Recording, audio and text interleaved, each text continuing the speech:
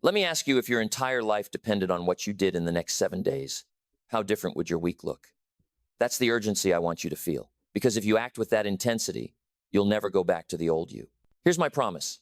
In the next 80 minutes, I'll give you a 7-day plan that can change your direction, reset your habits, and give you back control. You'll see why success isn't something you chase, it's something you attract by becoming more valuable. Most people live with frustration, regret, or excuses. But if you stay with me, I'll show you the disciplines that move you from where you are to where you want to be, starting in just 1 week.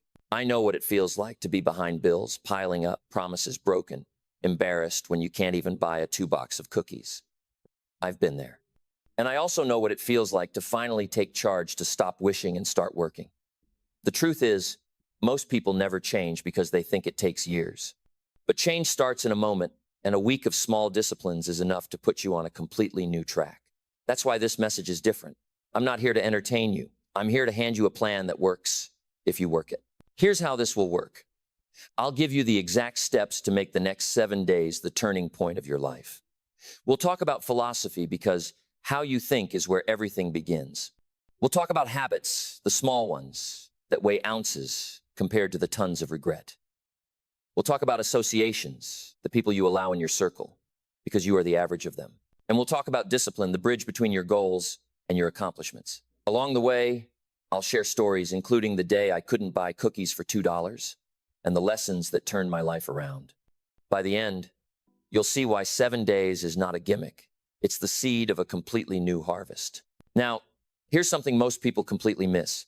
When life doesn't turn out the way they hoped, they point to circumstances. They say, well, the economy changed, or my boss didn't treat me right, or if I had grown up in a different place, things would be different. And I understand those feelings because the winds of circumstance blow on us all. The winds don't discriminate. They blow on the rich and the poor. They blow on the educated and the uneducated. They blow on those who start with much and those who start with little. So, if the winds are the same, why do some arrive at such different destinations? That was the question I had to wrestle with when I was 25, flat broke, and behind on all my promises. Here's the truth I discovered, and it shocked me. The difference isn't the wind. The difference is the set of the sail. 2 people can face the same storm. One comes out stronger, wiser, and richer. The other comes out bitter, broken, and blaming. What made the difference? Not the storm. It was how they set their sail, how they chose to think, how they shaped their personal philosophy. Let me put it this way. Imagine you're out on the ocean. The wind suddenly shifts against you. Now, you've got 2 choices. You can curse the wind, complain about how unfair it is, and let it push you wherever it wants. Or you can grab hold of the ropes, reset the sail, and let that very same wind take you to a new destination. You see, the problem is never the wind. The problem is failing to reset the sail. That's why philosophy matters. Because philosophy is simply the collection of what you believe, the ideas you've accepted, the conclusions you've drawn about life. And if that philosophy is faulty, it doesn't matter how hard you work, you'll keep ending up off course. I know, because for 6 years, I worked hard. And at the end of 6 years, I had pennies in my pocket, promises I couldn't keep, and not even $2 for a box of Girl Scout cookies. My problem wasn't the wind. My problem was the way I was setting my sail. Now, why does this matter so much for you? Because if your sail is set wrong, you can row harder, sweat longer, and struggle all you want. But the boat will still drift in the wrong direction. Getting this wrong means you can spend decades chasing and never arriving. But once you reset your philosophy, once you change the way you see life and your role in it, then the same winds that used to push you down will start to carry you up. So what's the solution? You've got to take a fresh look at your philosophy. Ask yourself, what conclusions have I been living by? Do I believe life is mostly about luck? Do I believe other people hold all the cards? Do I believe my future is already written? Or have I chosen to believe that I'm the one who sets the sail? Because that choice makes all the difference. The day I switched from blaming the wind to adjusting my sail, that's the day my whole life began to change. And here's the proof. Think of someone who grew up in hardship, maybe with less than you. Yet somehow, they turned it around. They built a business. They built wealth. They built influence. How did they do it? They set their sail differently. The winds didn't stop blowing against them. They just decided not to drift with them. They chose a philosophy of responsibility instead of excuses. They chose to learn, to adapt, to grow. That's what gave them direction. Let me give you another picture. Life is like two ships leaving the same harbor. They both set out on the same day, under the same sky, with the same wind blowing. One ends up in disaster, wrecked on the rocks. The other sails smoothly into a safe harbor with treasures in the hold. Now, what separated the two? Not the wind, not the sea, not the weather. It was the set of the sail. And that set of the sail is nothing more than your philosophy, the way you think, the way you see, the way you respond. So here's the question I want you to wrestle with this week. How have you set your sail? Because remember, you can't change the wind in the next 7 days. You can't control the economy. You can't control your boss. You can't even control the weather. But you can control your sail. And if you take just 1 week to adjust it to check your thinking, to replace one excuse with one responsibility, you'll be amazed how fast your boat starts to change direction. And that's powerful enough on its own. But combine it with what I'm about to show you next, how to actually change your philosophy in 7 short days, and you'll understand why people who take this seriously never go back to drifting again. Now, here's the part that surprised me the most when I first learned it. Your philosophy doesn't need 10 years to change. It can start changing in a single week. I used to think you needed to wait for the perfect season, or a new year, or some big event to jolt you awake.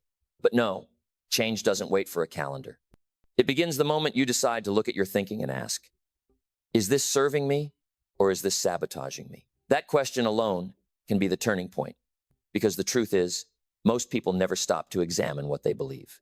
They drift along with old ideas, picked up from family, friends, school, television, without ever asking, is this the philosophy I want to live by? And if you don't choose, the default philosophy of the crowd will choose for you. So how do you begin? You begin by observing yourself. For just 7 days, become a student of your own thoughts. Carry a little notebook or use a page in your journal. And every time you catch a belief coming out of your mouth or floating through your mind, write it down. When you think, I'll never get ahead, write it. When you say, I don't have enough time, write it. When you whisper, I'm not that kind of person, write it. You'll be amazed what you discover, because until you put it on paper, you don't realize how many quiet little conclusions you've accepted as fact. And once you see them in ink, you can start asking, who told me this? Where did this come from? And most important, is it true? Now, why does this matter so much? Because if you believe something long enough, it becomes the governor of your life. It sets the limits on how high you can climb, how far you can stretch, how much you're willing to risk. Imagine thinking for 7 days, I can't. At the end of the week, you'll feel smaller, weaker, and more defeated. But imagine thinking for 7 days, I can learn, I can grow, I can change. At the end of that week, you'll feel possibility opening up again. Same number of days, different philosophy, radically different outcomes. That's the power of 1 week of paying attention. I'll give you an example from my own journey. When I was broke at 25, I used to say, if only things were easier, then I'd be okay. That was my philosophy. I thought the problem was difficulty. But then I heard the words that turned me upside down. Don't wish it were easier, wish you were better. Don't pray for fewer problems, pray for more skills. Don't ask for less challenge, ask for more wisdom. When I heard that, I knew right away my whole philosophy had been backwards. I wanted life to shrink to my level, instead of me growing to meet life. That simple shift in thinking lit a fire in me. And the amazing thing, it didn't take a year. It didn't take a month. That very week, my conversations changed. My questions changed. My outlook changed. That's how fast philosophy can turn when you choose to replace one conclusion with a better one. So here's the how.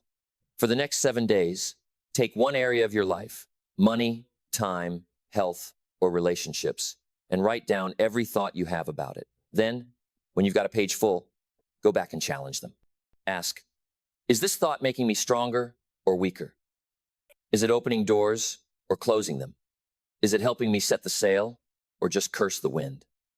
Then, once you see a faulty thought, replace it. Write down a better version.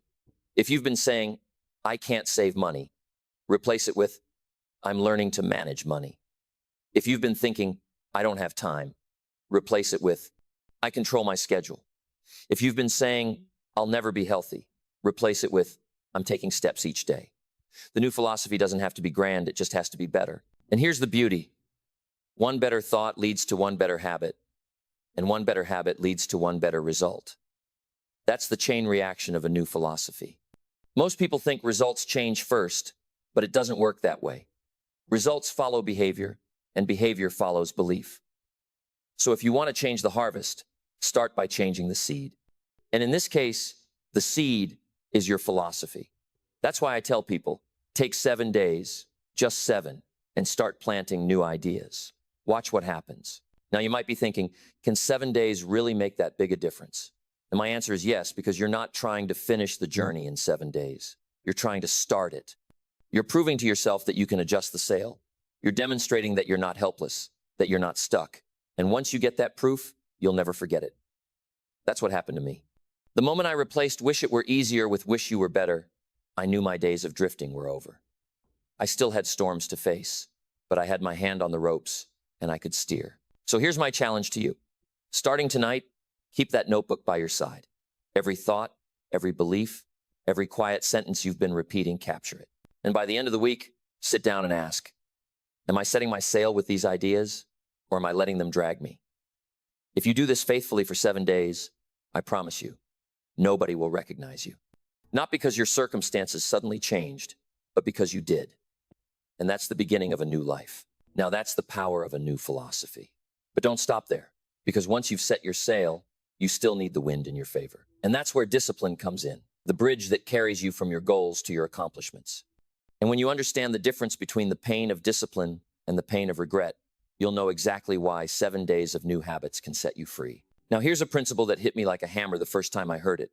And once it sank in, I never looked at life the same way again. Every one of us must suffer from one of two pains, the pain of discipline or the pain of regret. That's it. Those are the only two choices life gives us. And I'll tell you the difference. Discipline weighs ounces. Regret weighs tons. And the tragedy is, most people carry tons on their back simply because they refuse to carry a few ounces today. Think about it. What does discipline really cost? A few minutes of focused effort, a little discomfort of saying no when it would be easier to say yes, the push to get up a little earlier or stay a little later, the act of saving $1 when you could have spent it. That's the pain of discipline, light, temporary, and manageable. But what does regret cost? Regret costs years. Regret costs broken health, broken relationships, broken dreams. Regret is the silent weight you carry when you look back and say, if only I had. That's why I say discipline is always the better choice. It asks for pennies today to save you fortunes tomorrow. Let me give you a picture. Discipline is like carrying a small pack on your shoulders. Sure, you feel the straps, and it presses down a little, but it keeps your hands free, your back straight, and you can keep moving forward. Now compare that to regret. Regret is like a boulder chained to your legs. At first you think, I can drag it. It's not so bad. But over time, it wears you down. It slows your steps. It makes you tired just to get out of bed. And here's the worst part. Once regret sets in, there's no going back to change yesterday. With discipline, you can lighten tomorrow. With regret, tomorrow stays heavy. Now, why is this so important to understand? Because the temptation every day is to skip the ounce of discipline. We say, it's just one workout I'll miss. It's just one call I won't make. It's just one book I won't read. It's just $1 I'll spend instead of save. And in that moment, it seems harmless. You skip today and nothing collapses. You don't exercise and you don't keel over. You don't make the call and the world doesn't end. You don't read the book and nobody notices. And so you think, see, it didn't matter. But that's the trick life plays. Missing one day doesn't ruin you. It's missing day after day, habit after habit, that adds up into regret. And by the time you realize it, the weight is unbearable. I had a mentor once tell me, Jim, failure isn't one cataclysmic event. You don't fail overnight. Failure is simply a few errors in judgment repeated every day. And he was right. Failure is skipping discipline because it doesn't matter. But here's the twin truth. Success isn't magical either. It's just a few simple disciplines practiced every day. That's the bridge from where you are to where you want to be. It's not luck. It's not fate. It's not waiting for your ship to come in. It's just choosing the ounce of discipline today instead of the ton of regret tomorrow. Let me give you an example from money.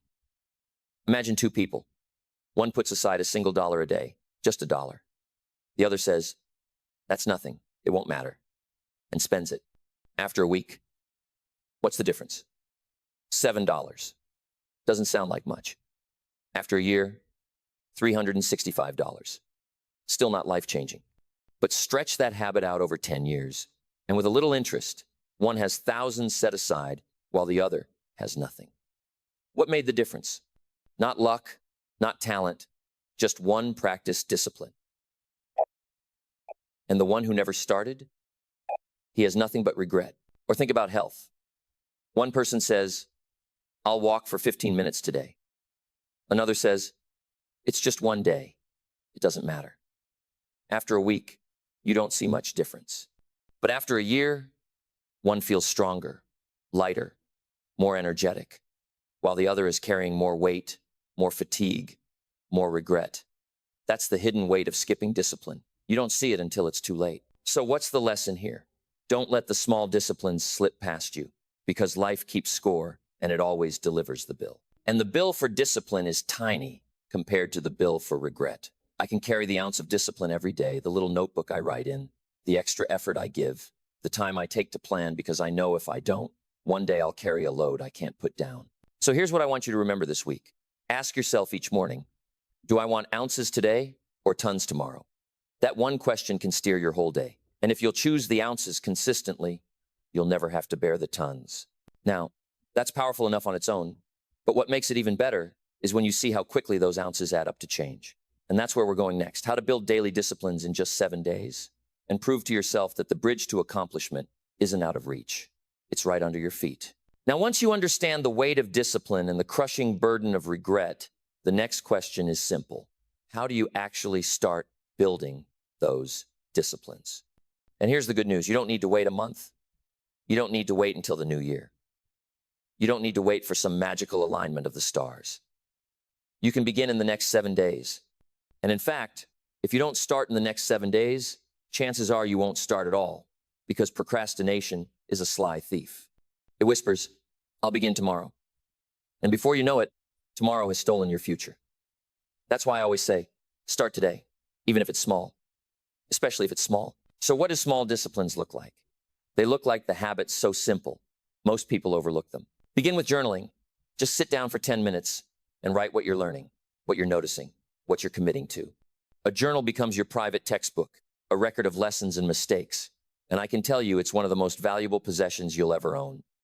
Next, read for at least 15 minutes a day. 15 minutes. That's all. And yet over a year, that habit will put half a dozen life-changing books into your hands. And those ideas can redirect your entire philosophy. Save a single dollar a day. Not 100, not 1,000, just one. Because if you can't save a dollar, chances are you won't save 100. Discipline doesn't begin with the big numbers. It begins with proving you can handle the little ones. And maybe the simplest of all, move your body for 10 minutes. Walk, stretch, push your heart just a little further than yesterday. Because if your body grows stronger, your mind will believe you can grow stronger too. Why do these matter? Because disciplines are like seeds. You don't see the harvest on day 1 or even on day 7. But every seed planted has within it the promise of a harvest, and the promise of a harvest greater than the seed. Sow a dollar, reap financial security. Sow 10 minutes of exercise, reap a stronger body. Sow a few lines in your journal, reap wisdom that multiplies. Sow a few pages of reading, reap a library in your mind. That's the law of life. You always reap later, you always reap greater, and you always reap exactly what you sow. The danger, of course, is that you can just as easily sow neglect. Neglect looks harmless in the moment. Skip the journal today, what happens? Nothing. Skip the walk, what happens? Nothing. Skip the savings, what happens? Nothing. That's why most people neglect the small disciplines. But neglect also multiplies. And before you know it, you've sown a field full of weeds. And no matter how hard you work later, you can't undo the season you wasted. Now you might say, 7 days seems too short to matter. But remember, the purpose of these 7 days isn't to finish the race. It's to prove you can take the first steps. 7 days is enough to change your identity from someone who talks about change to someone who practices it. 7 days is enough to show you that discipline is not a monster to fear, but a bridge you can walk across. 7 days is enough to spark momentum, and once momentum takes hold, you'll find it easier to keep going than to stop. That's why I want you to treat the next week as sacred. This is your week of planting.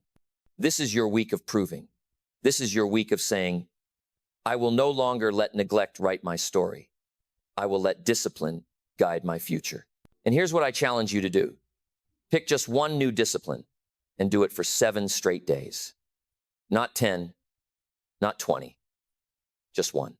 And if you do it faithfully, without skipping, without excuses, you'll come out of that week with something far more valuable than the habit itself. You'll come out with the proof that you can change. And once you have that proof, nobody can take it from you.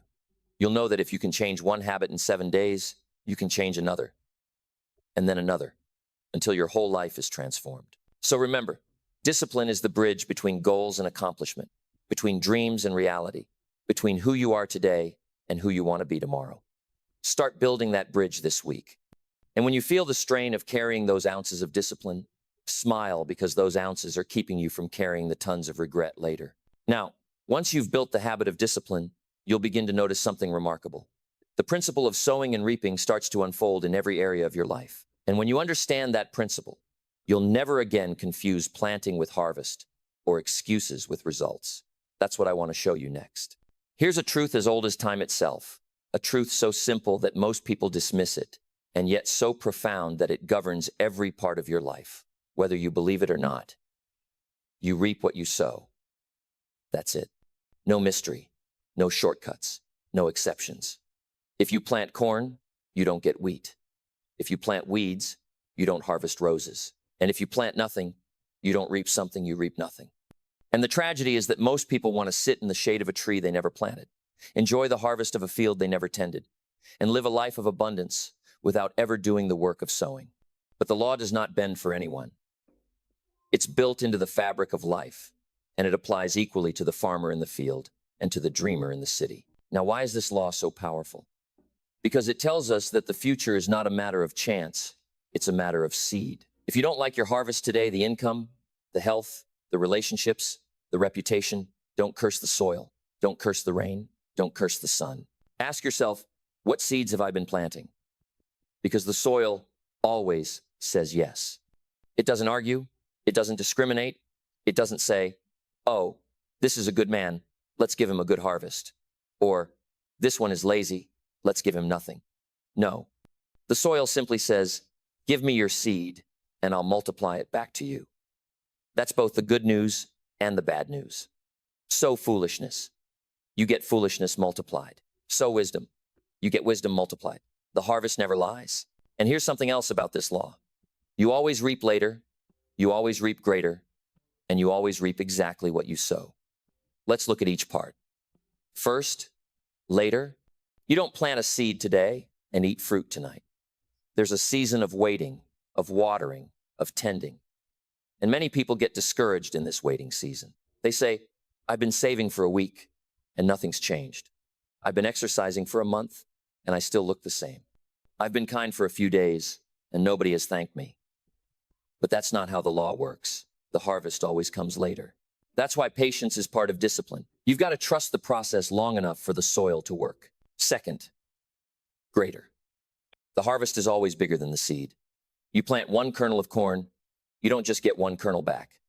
You get a whole stalk with multiple ears, each filled with kernels. That's the multiplying effect of sowing. So if you plant kindness, you won't just reap a little kindness back. You'll reap a harvest of trust and goodwill and friendship. If you plant learning, you won't just reap a little knowledge. You'll reap opportunities and doors opening you never imagined. But remember, if you plant neglect, you won't just reap a little disappointment. You'll reap a field full of regret.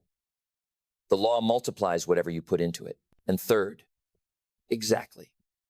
You don't plant wheat and harvest corn. You don't sow laziness and reap excellence. You don't plant excuses and harvest results. Life gives back exactly what you put into it, only later and greater. That's why I say, don't even try to fool the soil. It can't be tricked. You can fool your neighbor, you can fool your boss, you can even fool yourself for a while. But the harvest will always tell the truth. Look at your harvest. It's an honest reflection of your seeds. Let me give you a picture. Imagine a farmer in the springtime standing by a field with no seed in his hand, shaking his fist at the sky, saying, God, give me a harvest. Give me corn, and I promise I'll plant later. Now, we all know that's foolish. You can't reap before you sow. But that's how many people live their lives. They say, give me health, and then I'll exercise. Give me wealth, and then I'll learn to manage money. Give me respect, and then I'll act with character. But the law says no. First you sow, then you reap. That's the order. And you can't change it. And here's another warning. You cannot change the harvest by complaining. You can't stand over a field of weeds and shout at it until it turns into wheat. You can't protest against the soil and say, this isn't fair. You can't wish the weeds away. The only way to change the harvest is to change what you plant next season. That's why complaints are wasted energy. They don't change the outcome. The only thing that changes the outcome is new seed. So let me ask you, what have you been sowing? Look at your habits, your words, your time, your money. They're all seeds. Every day you plant, whether you know it or not. And 7 days of new sowing is enough to set a whole new season in motion. Because once you begin planting different seed, you can stop worrying about the weeds of yesterday. A new crop is already on the way. And that's powerful to understand. Because once you grasp this law, you'll stop being a victim of chance and start being a farmer of your own future. You'll realize you don't need luck. You don't need a break. You don't need someone to hand you a harvest. You need to sow. And once you sow faithfully, you can stand tall. Because you know the law works for everyone, everywhere, every time. Now, once you understand this principle in theory, the next step is to apply it deliberately. Because sowing isn't just for the farmer in the field, it's for you, right here, this week. And when you see how quickly sowing kindness, learning, discipline, and service come back multiplied, you'll never again underestimate the power of a single week. That's what we'll talk about next. Now that you understand the law of sowing and reaping, the question becomes very personal. How do you apply it to the next 7 days of your life? Because it's one thing to nod your head and say, yes, that makes sense. But it's another thing to take the principle out of the pages of a book or the lines of a lecture and put it into the soil of your own daily habits. And here's what I want you to see. Every hour of your week is a patch of ground, and every choice you make is a seed. You may not notice it, you may not feel it, but the soil is recording it all. And sooner or later, the harvest will show up at your door. So let's make sure that the seeds you plant this week are seeds you'll be proud of when the harvest comes due. Let's start with your character. Sow kindness, and you'll reap trust. Sow encouragement, and you'll reap loyalty. Sow honesty, and you'll reap respect. Think about it. In just 7 days, you could start building a reputation that makes people say, I can count on him. I can trust her. And trust is one of the most valuable harvests you'll ever reap because it opens doors money can't buy. On the other hand, sow cutting words, sow gossip, sow excuses, and you'll reap suspicion, distance, and regret. And here's the sobering part. People rarely forget the seeds you plant in them. So make sure every interaction this week leaves a trail of seeds that will grow into goodwill instead of bitterness. Now let's look at your skills. Sow study, and you'll reap ability. Sow practice, and you'll reap competence. Sow diligence, and you'll reap confidence. Imagine giving yourself just 30 minutes a day this week to study something important, maybe your craft, your finances, your health. That's 3.5 hours of sowing by the end of the week. And if you do that for a month, it's 14 hours. If you do it for a year, it's over 160. That's the power of sowing consistently. It looks small in the moment, but it multiplies into expertise. And expertise, when reaped, pays you in opportunities and income and influence. How about your health? Sow discipline in your eating, and you'll reap energy. Sow movement, and you'll reap vitality. Sow rest, and you'll reap strength. Don't underestimate how much difference 1 week of sowing can make. A week of walking instead of sitting, of water instead of soda, of sleep instead of screens. And suddenly you feel lighter, clearer, stronger. The soil responds quickly when you treat your body with respect. And once you taste that new energy, you'll never want to go back to the sluggish harvest of neglect. And what about your finances? Sow savings, and you'll reap security. Sow wise spending, and you'll reap freedom. Sow investment, and you'll reap wealth. You don't have to sow thousands at a time. Start with $1. Start with 5. The point is not the amount. The point is the discipline. Because the discipline of saving is more valuable than the money itself, since it changes who you are. And the law of sowing says that small amounts, given time, always multiply. The soil never cheats you. It always gives back in kind. But here's the warning. Sow excuses, and you'll reap regret. Sow laziness, and you'll reap dependence. Sow procrastination, and you'll reap lost opportunities. Some people think a wasted day is just a wasted day. But no, a wasted day is a planted seed. It grows into a harvest of wasted weeks, wasted months, wasted years. That's why the law of sowing is both a promise and a warning. You can't escape it. You can only decide which side of it you'll live on. So let me challenge you. For the next 7 days, sow deliberately. Don't let your week scatter by accident. Choose your seeds. Decide each morning what you'll plant that day. 1 act of kindness, 1 page of learning, $1 saved, 1 walk taken, 1 moment of gratitude written down. Do it for 7 straight days, and then look back at the harvest you've already begun to see. It may not be fully grown, but you'll notice the first shoots coming up. And once you see those first shoots, you'll know you've started a cycle that, if continued, will produce a harvest that even you won't believe. And here's the most exciting part. When you start sowing on purpose, you stop living by accident. You stop wondering what kind of future you'll have because you already know what seeds you've planted. And when you know the law, you can walk into tomorrow with peace of mind, knowing the harvest will be waiting. So apply this law to your week. Sow carefully, sow consistently, sow generously, and then get ready because the harvest is always on its way. Now, once you grasp this principle and start planting good seed, the next step is to aim that planting towards something specific, something bigger than just this week. And that's where goals and vision come in. Because a farmer doesn't just throw seed into the wind. He plants with a vision of the harvest he wants. And if you can capture that vision, even in 1 week, you can change the entire direction of your life. That's what I want to talk about next. Now, here's something I want you to think about very carefully, because it might be the missing piece that's kept you from moving forward. Without goals, life becomes nothing more than a struggle for survival. You wake up, you go to work, you come home, you pay the bills, and then you do it all again tomorrow. And if you're not careful, you spend weeks, months, even years in that same cycle. And one day, you look back and realize that you've been busy but not progressing, active but not advancing, sincere but not successful. That's the danger of a life without goals. You end up scraping by instead of designing a life of substance. I learned this lesson the hard way. When I was 25 years old, I was working hard, long hours, plenty of effort, sweat on my brow, but I was broke, behind on my promises, and embarrassed by the results of my life. Then one day, my mentor, Earl Schoaf, asked me a question that stopped me cold. He said, "Jim, can I see your list of goals?" And I had to admit, I don't have one. He said, "Well then, young man, I can guess your bank balance within a few $100s." And he was right. He knew I had very little. That day, he taught me a truth I've never forgotten. The size of your goals determines the size of your bank balance, the size of your accomplishments, the size of your life. Without goals, you end up with pennies. With goals, you can create fortunes. Why is that true? Because goals are magnets. They pull you forward. They give shape to your days and purpose to your actions. Without them, you drift with the wind. But with them, you can harness the wind and steer toward a destination. And here's the great paradox.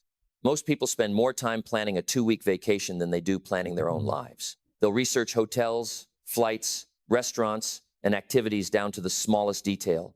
But when it comes to their future, their career, their health, their relationships, they have no plan at all. And then they wonder why they arrive at a destination they never wanted. The answer is simple. Without goals, you're not the captain of your ship. You're just a passenger, and the current of circumstances will decide where you end up. Now let me show you what happens when goals are missing. You end up living somebody else's agenda. If you don't design your own life, chances are you'll fall into someone else's plan. And guess what they've planned for you? Not much. Maybe a paycheck, maybe a little security, but not the life of abundance you dream of. And that's why you can't leave this part of life to chance. If you don't make goals, you'll become part of someone else's.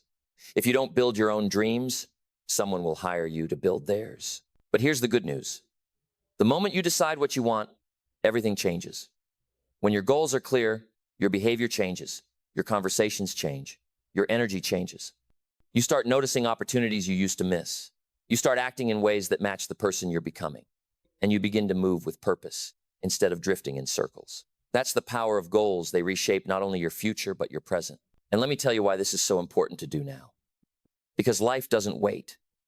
The years will pass, whether you have goals or not. The question is, will those years take you closer to a life you've designed or further into a life of quiet desperation?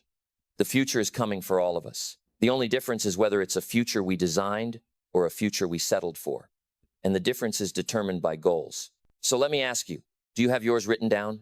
Do you have them clear in your mind and sharp on paper? Or are they still vague, just floating ideas like, I'd like to be healthier, or I'd like to make more money, or I'd like to travel someday? Vague goals have no power. They don't pull you. They don't move you. You need goals that are vivid, detailed, inspiring goals that make you leap out of bed in the morning because you can see them so clearly in your imagination that they feel real even before they happen. That's the kind of goal that changes a life. And I'll tell you something else. The real value of setting goals isn't just in what you get. The real value is in who you become. The purpose of becoming a millionaire isn't the $1 million. The purpose is the character, the discipline, the wisdom, the courage it takes to get there. Because if someone hands you $1 million without the discipline to handle it, you'll lose it. But if you earn it through goals, discipline, and growth, then even if you lose the money, you can build it again. Why? Because the real prize is not the money. It's you. It's who you become in pursuit of your goals. That's why goals matter so much.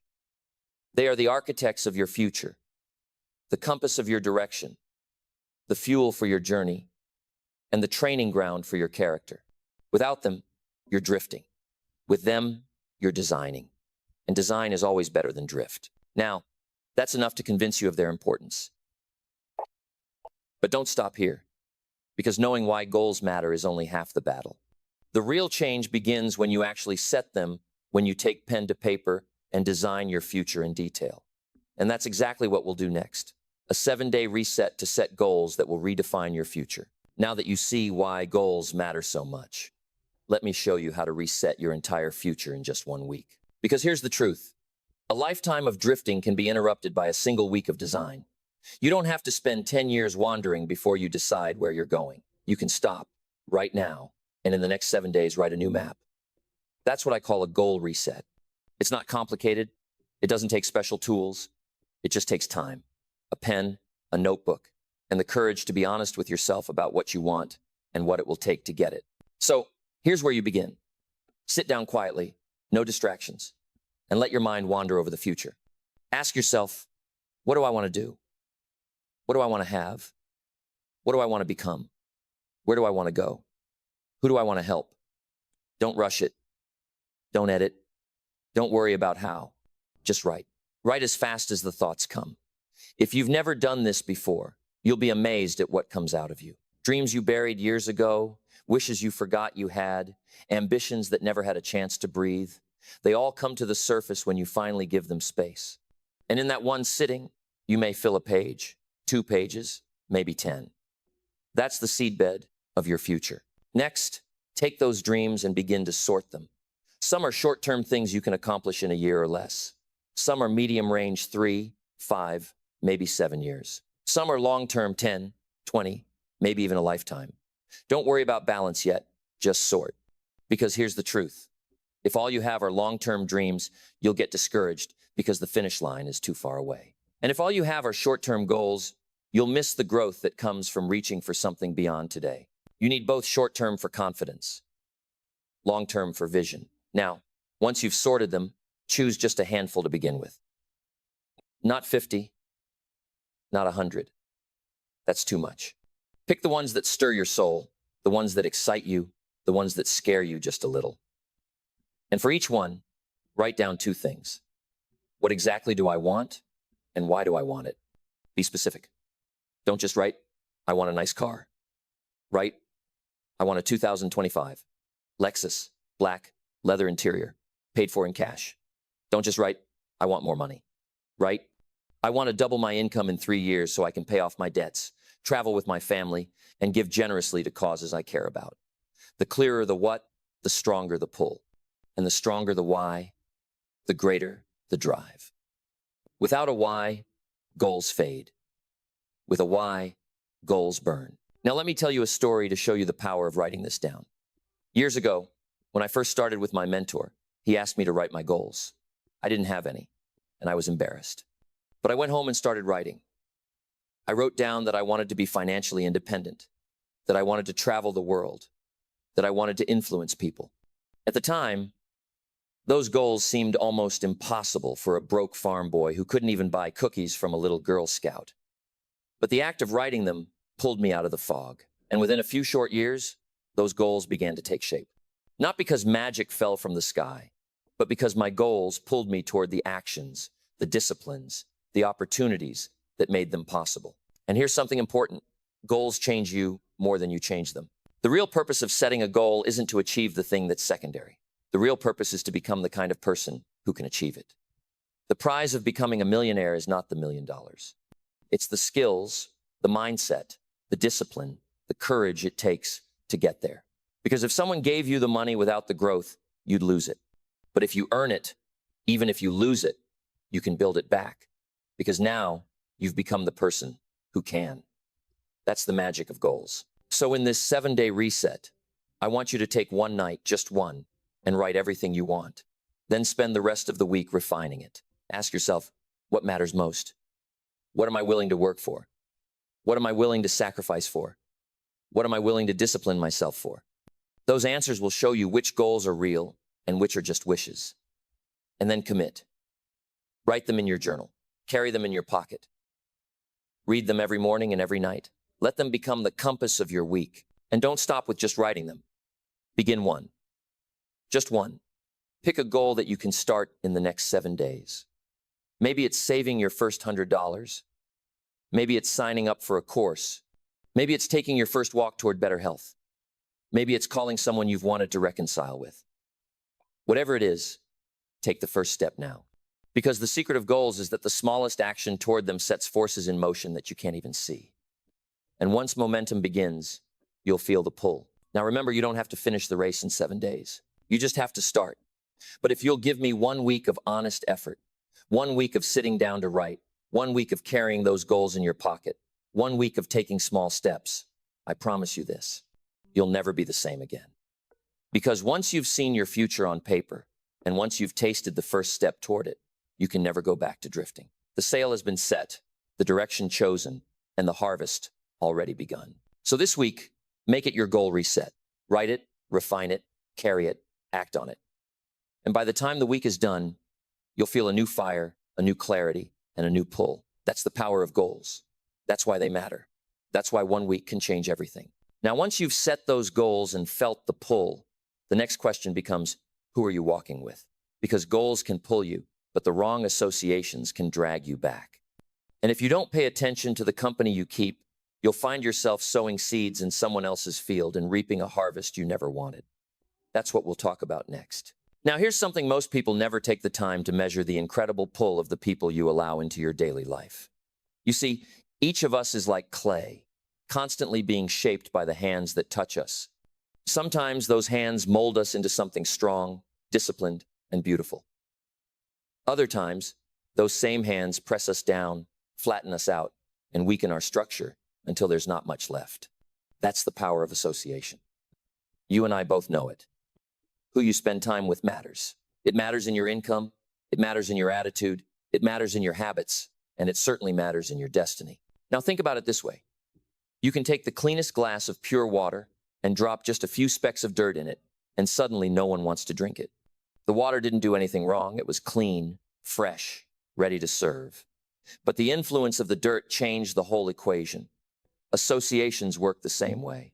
You might have the clearest goals, the purest intentions, the strongest ambitions. But if you allow the wrong people to keep dropping their dirt in your cup, soon your clarity will be clouded, your goals will be compromised, and your enthusiasm will taste bitter. That's the danger of keeping the wrong company. And here's what makes it even more subtle. Influence is often invisible. No one ever announces, "I'm about to ruin your thinking today." It's quiet. It's in the jokes people tell, the way they complain, the excuses they justify, the little digs they make at your dreams. And over time, if you're not careful, you start repeating their words, copying their habits, and sharing their attitudes. Before you know it, you've become the average of the 5 people you spend the most time with, not because you meant to, but because influence works like gravity. So let me ask you, who are your 5? Are they lifting you or lowering you? Are they inspiring you to sow good seeds, or are they tempting you to waste the soil of your life? If you want to know your future, take a look at the circle around you, because chances are you'll become just like them. And that's why I tell people, be very, very careful about who gets your time. Some people you should never completely cut off family, for instance, but you can limit your exposure. You can decide how much of their dirt you're willing to drink. And in its place, you can deliberately seek out those who make your water clearer, who make your thinking sharper, who make your goals stronger. Now, here's the great part. Just as negative associations can drag you down, positive ones can lift you to heights you never imagined. Spend time with disciplined people, and suddenly, discipline doesn't feel so heavy. Spend time with dreamers, and suddenly, your dreams feel more possible. Spend time with successful people, and success begins to rub off on you. That's not magic, it's influence. And if you'll take just 7 days to evaluate your associations, to write down who's adding to your life and who's subtracting, you'll already feel the difference. That 1 week of awareness can redirect the next decade of your future. So here's your challenge. In the next 7 days, make a list. On one side, write down the names of those who lift you, people who make you better when you're around them. On the other side, write down those who drain you, people who make you smaller, weaker, or lazier. And once the list is done, make your adjustments. Spend more time with those who lift. Limit the time with those who drain.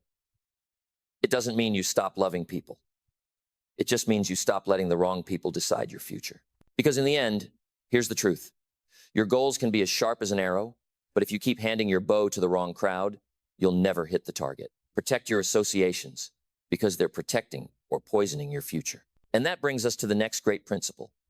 Once you've adjusted your associations, you've got to work harder on yourself than you do on your job. Because the real fortune doesn't come from what you earn in the marketplace, but from what you become in the process. That's the value of self-education. And that's where we'll go next. Now, let me share with you one of the most important discoveries of my life. It's the discovery that turned me from a man who was broke at 25, owing money, behind on promises, embarrassed when I couldn't buy a $2 box of cookies, into a man with options, resources, and influence. And the discovery was this. Formal education can make you a living, but self-education can make you a fortune. And I don't just mean a financial fortune, although that's certainly part of it.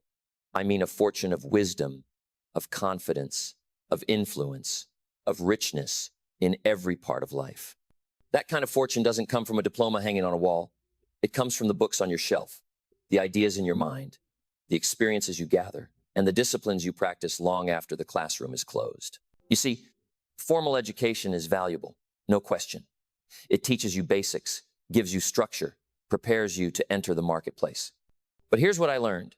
If all you do is rely on the formal system, you'll always end up with average results. Why? Because the formal system was built to produce employees, not extraordinary people. It was designed to teach you how to make a living, not necessarily how to build a life. And if you want to build a life of substance, a life of wealth, a life of contribution, you've got to go beyond the classroom. You've got to educate yourself. Now, how do you do that? You do it by becoming a lifelong student. You do it by reading the books that stretch your thinking. You do it by listening to recordings that challenge your philosophy. You do it by attending seminars, by sitting at the feet of those who have succeeded, by asking questions, by observing. You do it by being humble enough to admit you don't know it all and hungry enough to keep learning more. I made that decision when I was 25. I said, I'm going to become a serious student. I'm going to build my own library. I'm going to capture ideas in my journal. I'm going to seek wisdom wherever I can find it. And that decision changed the entire trajectory of my life. Why is self-education so important? Because the marketplace pays you for value, not for time. You don't get paid because the clock ticks. You get paid because you bring something valuable to the table. And the only way to increase your value is to increase yourself. That's why I tell people, Work harder on yourself than you do on your job. Because if you work hard on your job, you can make a living. But if you work hard on yourself, you can make a fortune. And fortunes aren't just measured in money. They're measured in freedom, in options, in the ability to help others, in the satisfaction of knowing you became more than you once were. Think about it this way. Imagine two people start in the same job, same company, same pay. One punches the clock, does what's asked, and goes home to watch television. The other reads an hour a night, listens to audios on the commute, takes notes, learns new skills, seeks out mentors. Fast forward 5 years.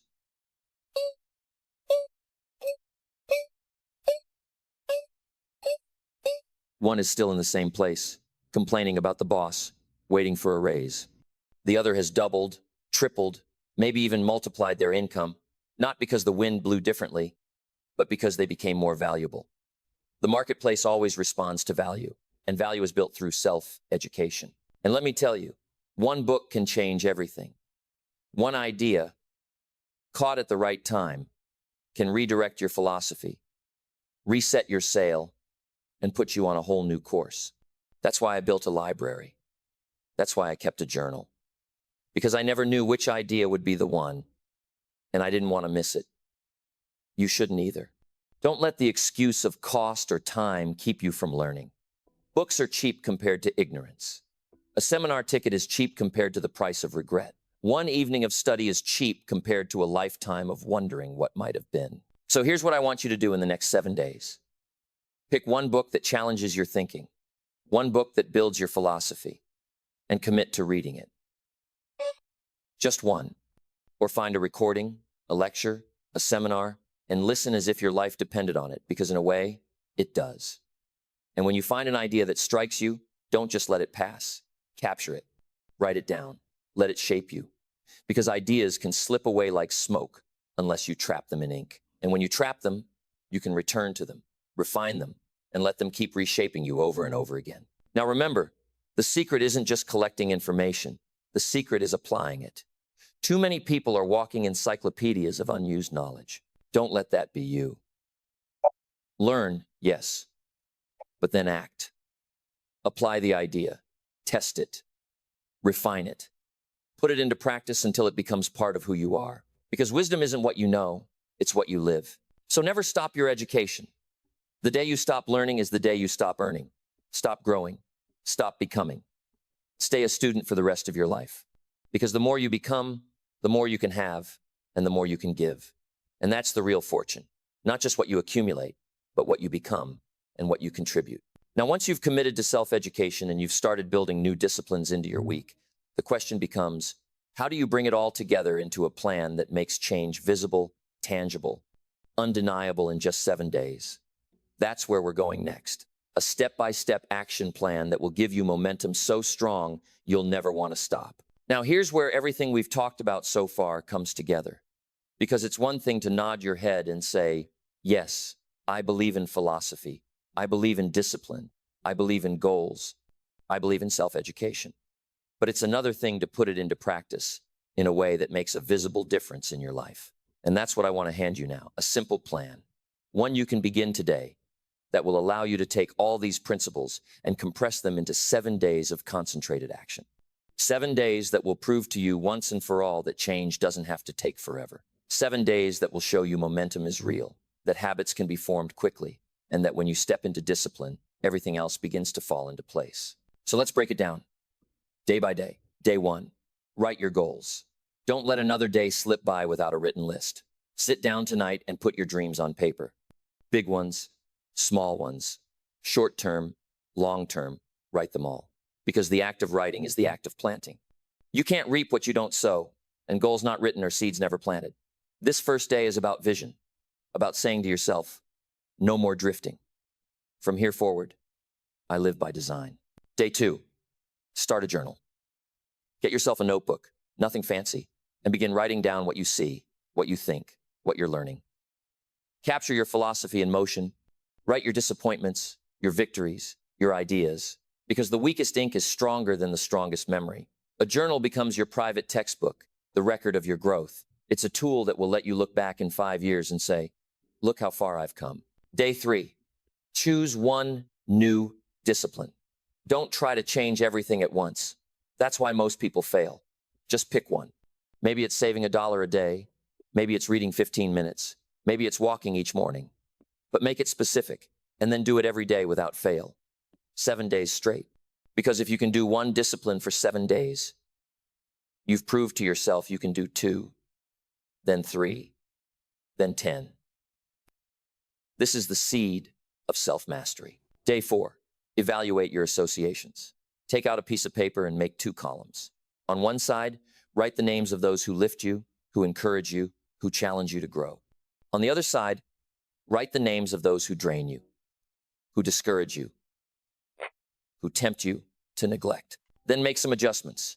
Spend more time with those who lift, less with those who drag. You don't have to cut people off completely, but you do have to protect your mind because your associations are shaping your destiny whether you realize it or not. Day 5. Sow kindness and service. Do something deliberately for someone else without asking for anything in return. A note, a call, a small gift, a word of encouragement. Sow it like a seed.